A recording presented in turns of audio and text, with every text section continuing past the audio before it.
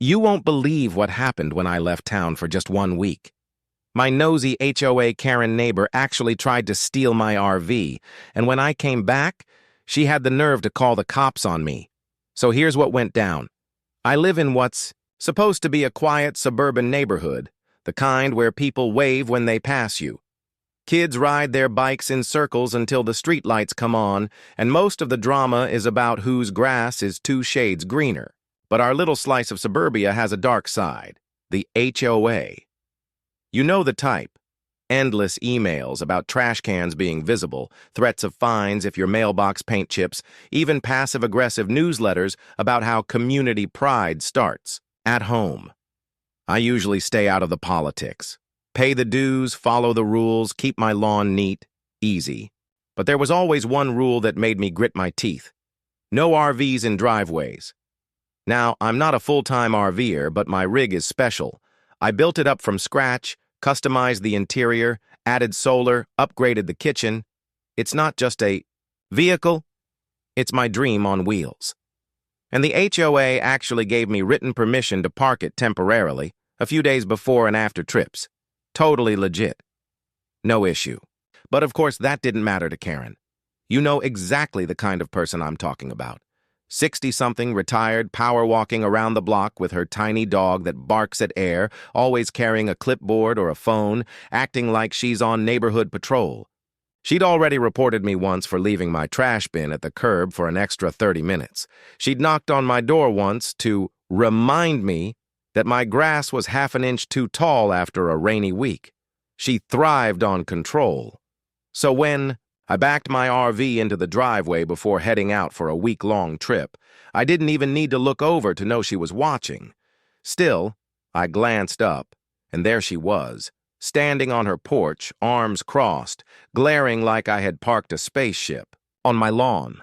I gave her a friendly wave. She scowled, turned on her heel, and stormed inside. Classic. I didn't think much of it. I had bigger things on my mind. The next morning, I hit the road. My plan was simple: a week of hiking, fishing, campfires, and no cell service, just peace. And honestly, I had the best trip. I was sunburned, covered in mosquito bites, but happy. That is, until I came back. I turned onto my street, already daydreaming about a hot shower when my heart dropped. My driveway was empty, the RV gone, completely gone. For a split second, I thought I had lost my mind. Did I put it in storage and forget? Impossible. I specifically remembered leaving it there. Panic set in. Was it stolen? How could someone steal a 30-foot RV out of a suburban driveway? My mind was racing, and that's when I saw her. Karen, standing by her mailbox, arms folded, wearing this smug, self-satisfied smile. She started walking toward me like she'd been waiting all week just for this moment. "Looking for something?" she asked, tilting her head, her little dog yapping at my tires. My stomach sank. I asked her, "Where's my RV?" And she actually smirked like she was proud. "Oh, don't worry," she said. "The HOA took care of it. You're not allowed to park that eyesore here. I had it towed." My jaw hit the floor. "You what? You can't do that. I have permission." She shrugged. "Not anymore. Rules change. And besides, vehicles like that lower property values. You should be thanking me." I could feel the blood rushing to my face. I wanted to explode.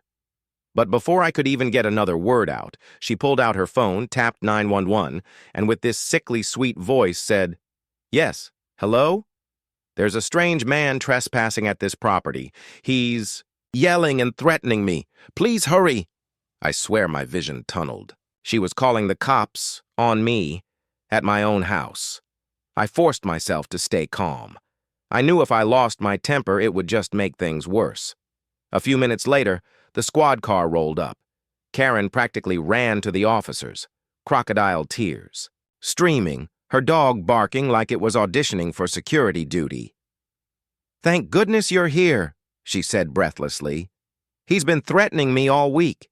He left that abandoned RV in the driveway, and when I finally had it removed, he came back and started yelling, 'I don't feel safe.'"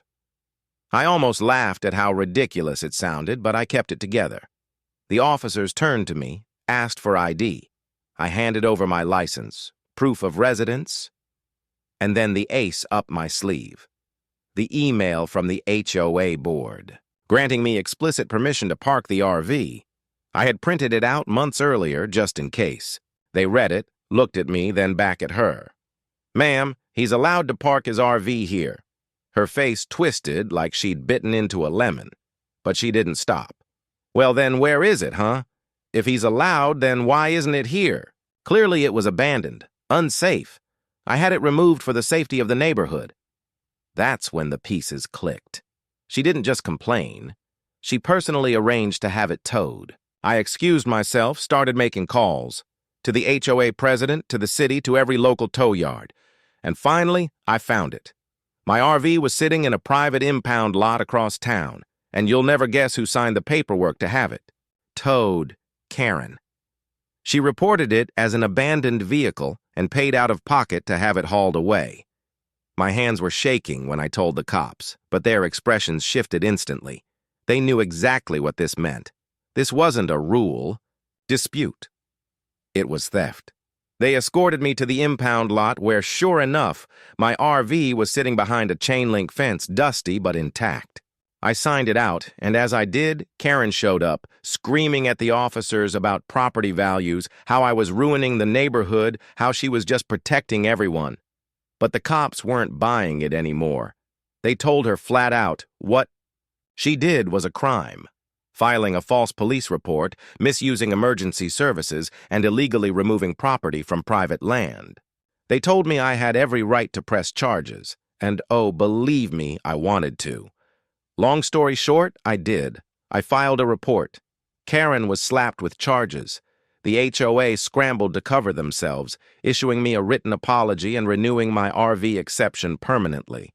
And here's the twist. Karen wasn't even a real board member. She was just a volunteer, basically a busybody who bullied her way into acting like she had power. The real board was embarrassed and furious. As for Karen, let's just say the clipboard doesn't come out anymore. She avoids me at all costs now, barely makes eye contact. And the whole neighborhood whispers about the woman who got caught trying to steal her neighbor's RV and ended up on probation. Honestly, I didn't even need her to do jail time. Knowing that she can't abuse 911 again, that she got humiliated in front of everyone, and that she lost the one thing she loved, pretending to be in charge, was more than enough. My RV is safe, my driveway is mine again, and Karen's little reign of terror is officially over. So tell me, do you think I went too easy on her, or should I have pushed for every possible charge? Let me know in the comments, and if you've ever dealt with a nightmare HOA or a Karen of your own, share your story. Don't forget to like and subscribe because, trust me, this isn't the last time you'll hear about a Karen who pushed things way too far.